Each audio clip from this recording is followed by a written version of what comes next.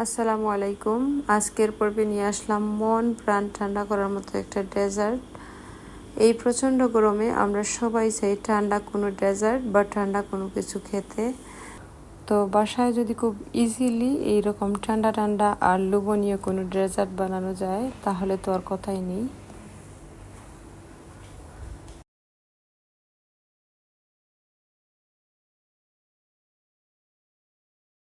প্রথমেই coffee জেলিটা ready করার জন্য আমি একটা প্যানের মধ্যে নিয়ে নিচ্ছি 2 কাপ পানি, আর দিয়ে দিচ্ছি 1 কাপ চিনি, দিয়ে দিলাম 1 চা চামচ কফি পাউডার। এখানে যে কোনো কফি আপনারা ইউজ করতে পারেন। আর দিয়ে দিচ্ছি 1 চা চামচ আগার আগার পাউডার।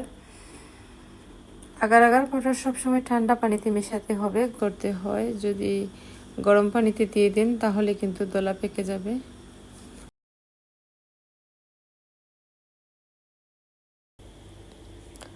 আমার মিক্স করা হয়ে গেলে আমি চুলাটাকে অন করে দিচ্ছি।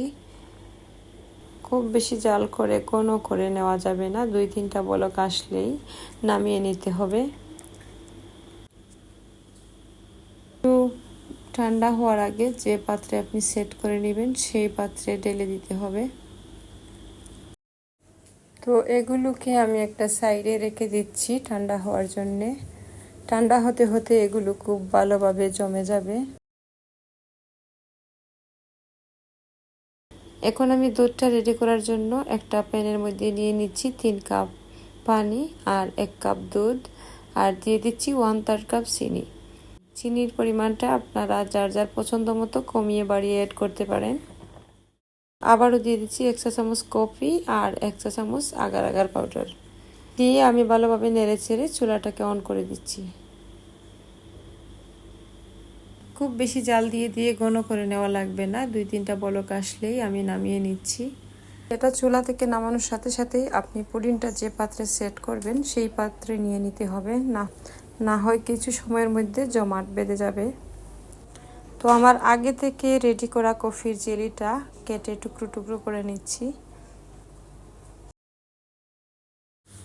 পুডিংটা যেহেতু গরম তাই আমি একটা সাইডে রেখে দেব 10 মিনিটের জন্য, আর 10 মিনিট পর পুডিংটা ঠান্ডা হয়ে এমনিতেই সেট হয়ে যাবে।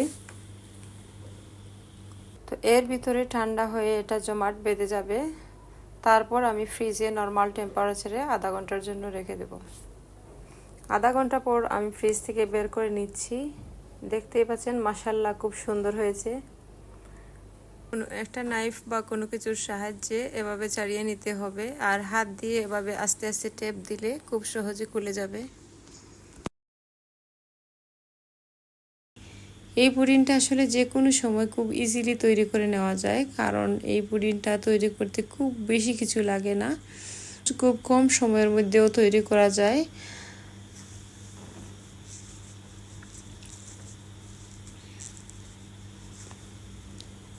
এই পুডিং তো আশা করছি আমার সহজ রেসিপিটা সবার কাছে ভালো লাগবে। আর ভালো লাগলে লাইক শেয়ার দিয়ে পাশে থাকবেন। আর সবাই ভালো থাকবেন, সুস্থ থাকবেন। আল্লাহ হাফেজ।